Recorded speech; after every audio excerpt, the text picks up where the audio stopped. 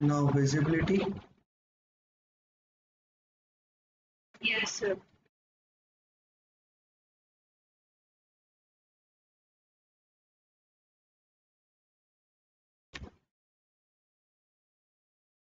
हाँ जी बच्चा, हम लोगों ने point number 2 sue for damages of for non acceptance complete कर लिया था। मैंने आप लोगों को बताया था कि अगर बायर किसी भी तरीके से गलत तरीके से अगर गुड्स को रिफ्यूज कर देता है, एक्सेप्ट नहीं करता है, तो ऐसी कंडीशन में सेलर को जो लॉस हुआ है, डैमेज हुआ है, उस डैमेज का पेमेंट जो है वो बायर अपनी जेब से करेगा। Understood? Yes, sir. Yes.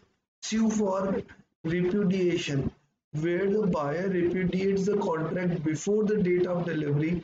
The seller may wait till the date of delivery and may treat the contract as cancelled and sue for damage for breach. Students,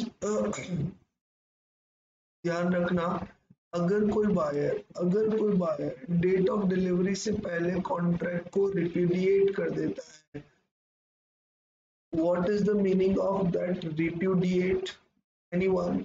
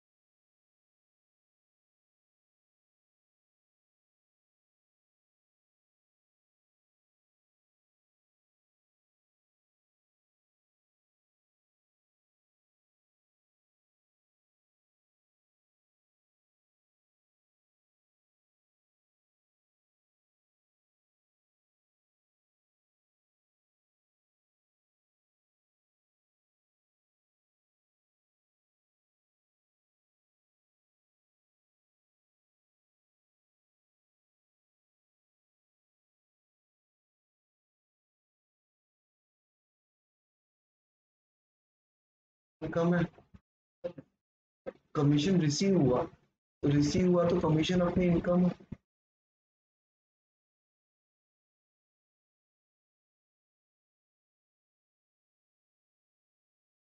commission income हमेशा credit होती है, देखना। Cash account DR to commission.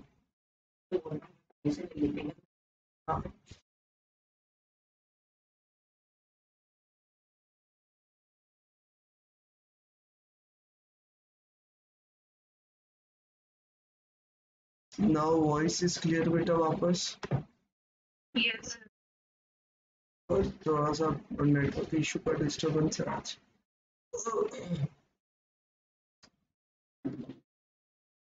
Recording visibility is okay ना? Yes, हम लोग पढ़ रहे थे sue for repudiation where the buyer repudiates. What is the meaning of that repudiates? Repudiates का मतलब होता है cancellation. क्या मतलब होता है इसका? Cancellation. So where the buyer repudiates the contract before the date of delivery. पहले उसने कॉन्ट्रैक्ट कंटिन्यू किया था पर जिस दिन डिलीवरी होनी थी उस दिन उसने कॉन्ट्रैक्ट तोड़ दिया या उससे पहले उसने कॉन्ट्रैक्ट तोड़ दिया, तो सेलर क्या करेगा? सेलर के पास दो ऑप्शन है, या तो सेलर डिलीवरी की डेट तक वेट करे, हो सकता है कि बायर डिलीवरी लेने के लिए आ जाए, या फिर वो कॉन्ट्रैक्ट को कैंसिल मान ले और अगर उसे कोई डैमेज हुआ है तो वो डैमेज के लिए स्यू फाइल कर सकता है। फॉर द एग्जाम्पल बेटा बात करें हम लोग, सपोज दैट मिस्टर ए ने कोई गुड्स बी को सेल किया था 15 रुपीज पर यूनिट पर, ठीक है। बी ने प्रॉमिस भी कर दिया था, बी के कॉन्ट्रैक्ट ऑफ सेल में सब कुछ कंप्लीट हो गया था, डिलीवरी उसको 6 दिन बाद लेनी थी। 6 दिन बाद उस गुड्स की मार्केट वैल्यू जो है वो है 12 रुपए,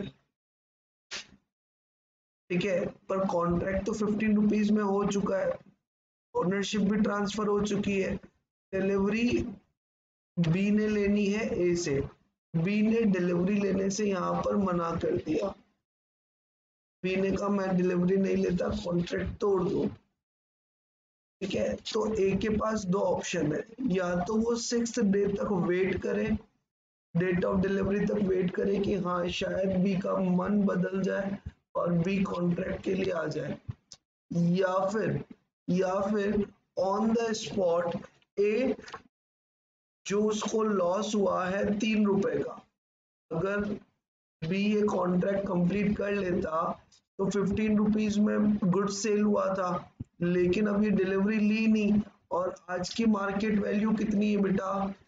12 रुपीज है, तो 3 रुपए का यहाँ पर लॉस हुआ है को, हाँ या ना? Yes, sir. अगर आज मार्केट में ये गुड्स सेल करने के लिए जाएगा ए तो उसको 3 रुपीज का लॉस होगा, तो ये लॉस कौन बियर करेगा? बी बियर करेगा। A has right to file sue for any damage of the repudiation. Understood? Yes, sir. Yes. Next point, sued for interest. Where there is a specific agreement. बच्चा यहाँ पर क्या लिखा हुआ है? Specific agreement. स्पेसिफिक का मतलब पहले से ही डिसाइडेड है कि अगर प्राइस पेमेंट करने में थोड़ा सा लेट होता है तो इंटरेस्ट का पेमेंट करना जरूरी होगा। स्पेसिफिक है, जब तक स्पेसिफिक ना हो इंटरेस्ट का पेमेंट नहीं किया जाएगा and seller has no right to take interest from the buyer. तो यहाँ पर इंपॉर्टेंट क्या है? where there is a specific agreement between seller and the buyer regarding interest on the price of goods, the seller may claim it from the date when payment becomes due. If there is no specific agreement, the interest is payable from the date of notified by the seller to the buyer. अगर interest से specific नहीं है तो seller अलग से buyer को कहेगा कि भाई आज से अगर तूने पेमेंट में डिले किया तो तुझे ब्याज का पेमेंट करना है। फॉर द एग्जाम्पल बच्चा यहाँ पर हम बाय द चार्ट समझ लेते हैं। अगर स्पेसिफिक अग्रीमेंट के अंदर इंटरेस्ट है तो ऐसी कंडीशन में जो ड्यू डेट है उस ड्यू डेट से ही इंटरेस्ट की कैलकुलेशन स्टार्ट हो जाएगी।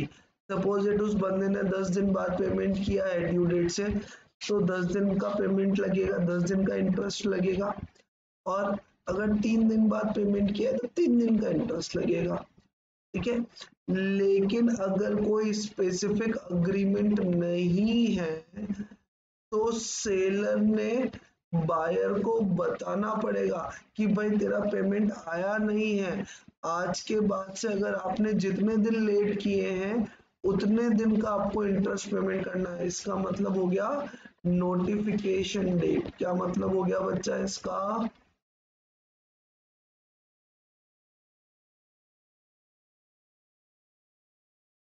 notification date. Understood? Yes. Okay. Yes, sir.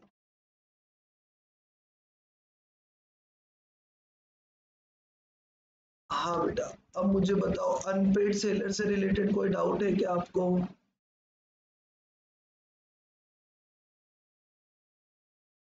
Anyone? Sir. No? चलिए, now most important point, that is auction sale. Everyone know about the auction. What is the meaning of auction? जब भी हम किसी particular goods को cell करने के लिए market में आते हैं, ठीक है, और जहां बहुत सारे बायर्स एक साथ किसी पर्टिकुलर प्रोडक्ट को परचेज करने के लिए अपनी अपनी तरफ से बिड लगाते हैं। वो बिड का मतलब होता है कि बाइंग प्राइस वो कोट करते हैं, जिसकी बाइंग प्राइस हाईएस्ट होती है हम उसे अपना गुड सेल कर देते हैं, ठीक है। तो auction sale is the model of selling property by inviting bids publicly and property is sold to the highest bidder. Auction sale के अंदर स्टूडेंट्स तीन पार्टी हो सकती है। कौन कौन हो सकता है? एक तो ऑनर हो सकता है, एक ऑक्शनरियर हो सकता है बच्चा, एक नाम होता है auctioneer is the agent of the seller. Auctioneer is the agent of the seller who have complete right to sell the goods. He has complete right to sell the goods on the behalf of that owner. Understood? Yes.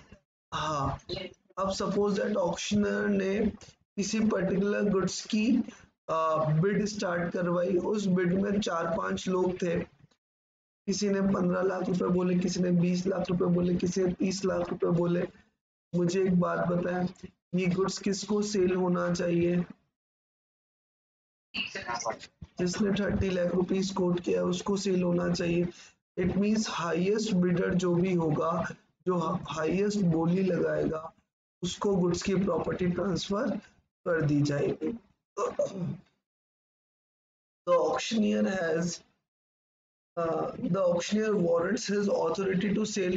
Auctioneer पहले ये सबको बताएगा that कि उसकी property है या नहीं है, या वो किसी और के बिहाफ पर ये गुड्स सेल कर रहा है।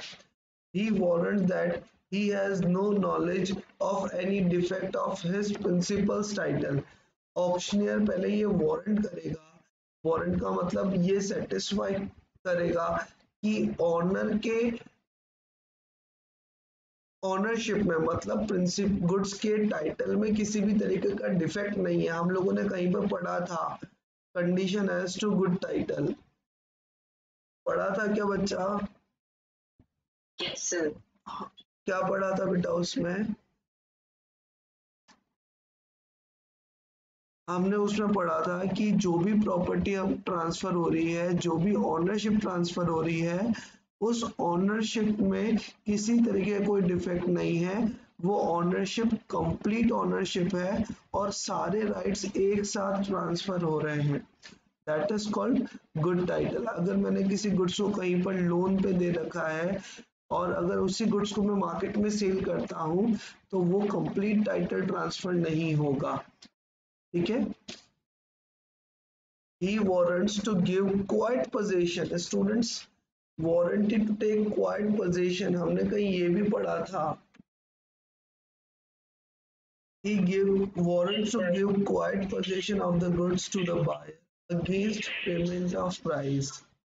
ठीक है, कंडीशन और वारंटी जब हमने पढ़ी थी तो बेटा हमने इसके अंदर पढ़ा था क्वाइट पोजीशन, ठीक है। क्वाइट पोजीशन का मतलब साइलेंट एंड कंप्लीट पोजीशन, ठीक है। जो भी गुड्स हम लोग सेल करने वाले हैं, बायर के पास उस गुड्स को पजेस करने का, अपने पास डिलीवरी लेने का पूरा पूरा राइट होगा against payment of price.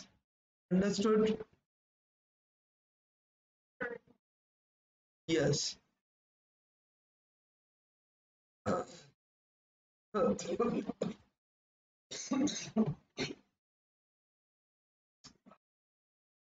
Rules regarding an auction, section 64.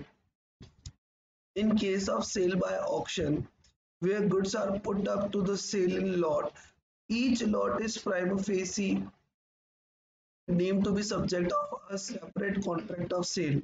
The students, suppose that हम लोग ऑक्शन करने वाले हैं, हमारे पास 100 शूज का एक पैकेट है, हमारे पास में एक टेलीविजन है, 10 फ्रिज का एक पैकेट है। तो जो गुड्स बल्क में है उसे बल्क में एक साथ बेचा जाएगा। वो ऐसा नहीं कहेगा सर इसमें से 3 फ्रिज निकाल के दे दो, इसमें से 2 शूज निकाल के दे दो। नहीं, अगर गुड्स किसी पर्टिकुलर लॉट में या बल्क में सेल हो रहा है तो उस बल्क को एक पर्टिकुलर यूनिट माना जाएगा, और अगर गुड्स पर्टिकुलर प्रोडक्ट के लिए हो रहा है, सपोज दैट एक टेलीविजन सेल करना है, तो उसे भी एक यूनिट माना जाएगा। सचिन तेंदुलकर ने अपने आ, आ, जिस बैट से उन्होंने डबल सेंचुरी बनाई थी उस बैट का ऑक्शन किया, ठीक है, तो वो बैट जो है वो एक सिंगल यूनिट माना जाएगा। जैसे ही कस्टम ड्यूटी वाले कस्टम के गुड्स को ऑक्शन में डालते हैं, जहां पर लॉट में माल आता है, लॉट में गुड्स आता है, तो उसको भी हम लोग ऑक्शन का पार्ट मानेंगे, लेकिन वहां पर उस पर्टिकुलर लॉट को सिंगल यूनिट माना जाएगा। Understood? Yes. The sale is complete when the auctioneer announces completion by the fall of hammer or in other customary manner, or until such announcement is made, any bidder may retract his bid. अब यहाँ पर ये बहुत important है बेटा।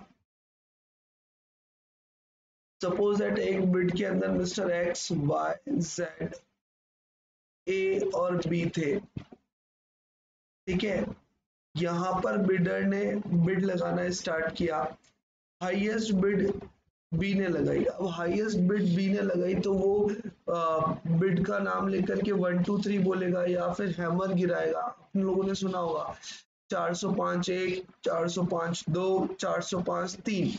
अगर उसने 405 3 बोल दिया, इसका मतलब ऑनरशिप बी को ट्रांसफर हो गई है और इन दोनों के बीच में कॉन्ट्रैक्ट सेल डिक्लेयर हो गया है, ठीक है। या फिर ऐसा हो कि ये बोल रहा था कि भैया बी ने 405 रुपए की बिड हाईएस्ट लगाई है, 405 1, 405 2, जितने बी ने कहा भैया रुक जाओ 405 गलत लगा दी, 405 की बिड को कैंसिल कर दिया जाए, तो फिर ए ने जो 400 रुपए की बिड लगाई है उस बिड पर वो बोलेगा 400 रुपए 1, 400 रुपए 2, 400 रुपए 3, और वो बिड कंप्लीट मान ली जाएगी।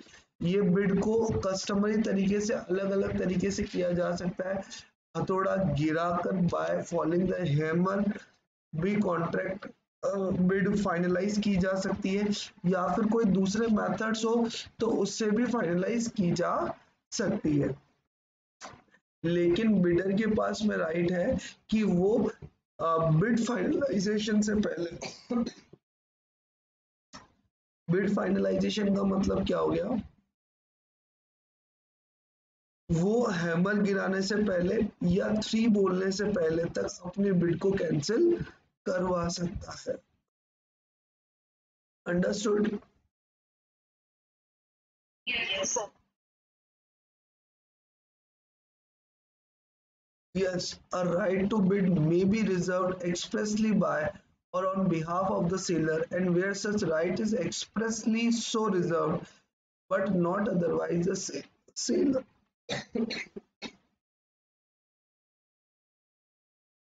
the seller or any one person on his behalf may, subject to the provisions hereinafter contains, bid at the auction.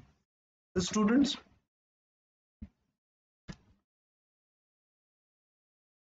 Bid receive करने का राइट सेलर के पास में हमेशा रहेगा।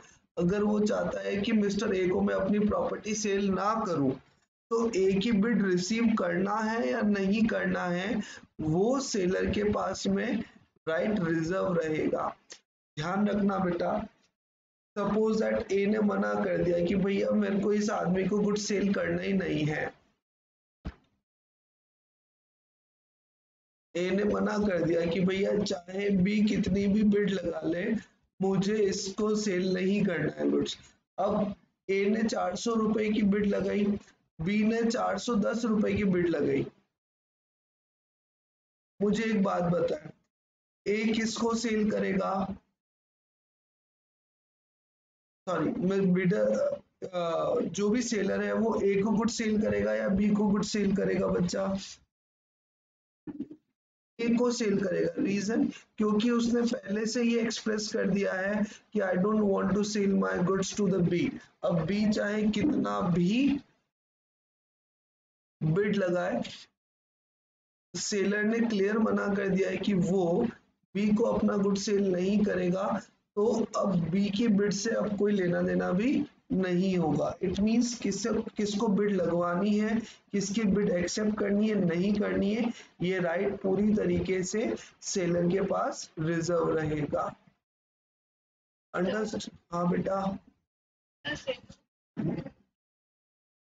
बिल्कुल उसे बताना पड़ेगा, वो एक्सप्रेसली उसे ये बताना पड़ेगा। यहाँ पे लिखा हुआ है clearly, he must reserve expressly by or on behalf of the seller, or where such right is expressly so reserved but not otherwise, seller or any other person on his behalf may subject to the provisions thereof in contained bid at the auction.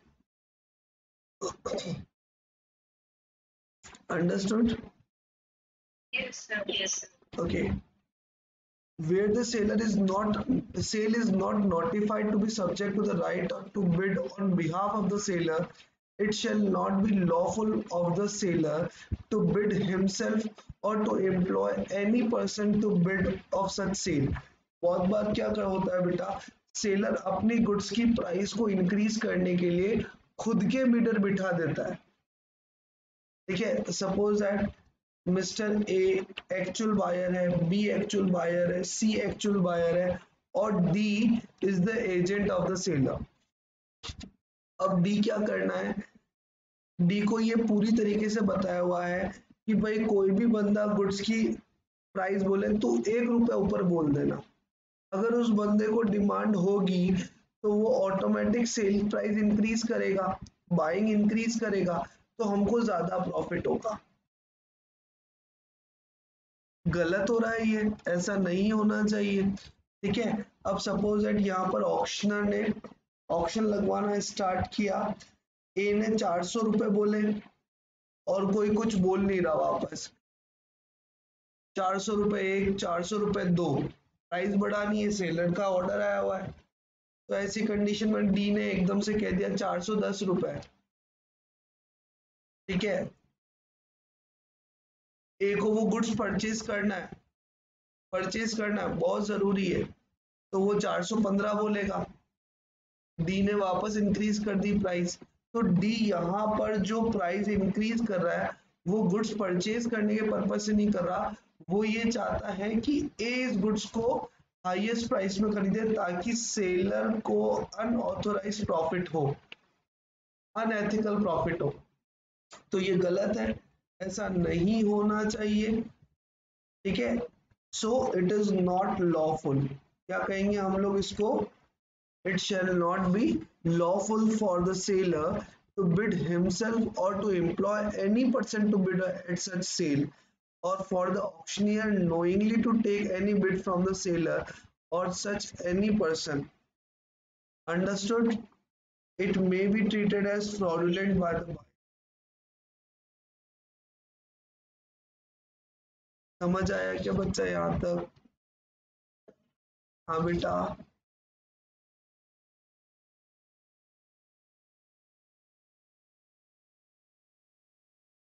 अच्छा B ने बोला 450, तो B तो actual buyer है ना बेटा। B जो D ने बोला 450। हाँ तो फिर गुड्स सेलर क्या, सेलर के पास ही रह जाएगा, वो गुड्स सेल ही नहीं हो पाएगा क्योंकि D is the agent of the seller ना।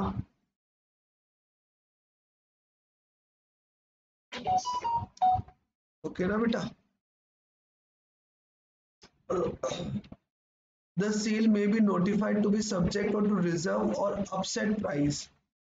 ठीक है, sale may be notified to be subject to reserve and upset price. Upset price का मतलब होता है बेस प्राइस। क्या मतलब होता है इसका बच्चा, बेस प्राइस। सपोज दैट हम लोग बहुत बार गुड्स का प्राइस स्टार्ट करते हैं कि मिनिमम बिड 5 लाख रुपीस की होगी, ये 5 लाख रुपीस से ऊपर ही बिड लगाई जाएगी। ठीक है, अगर 5 लाख रुपीस से नीचे की बिड लगाई गई है तो वो बिड तो ऑटोमेटिक ही क्या हो जाएगी बेटा,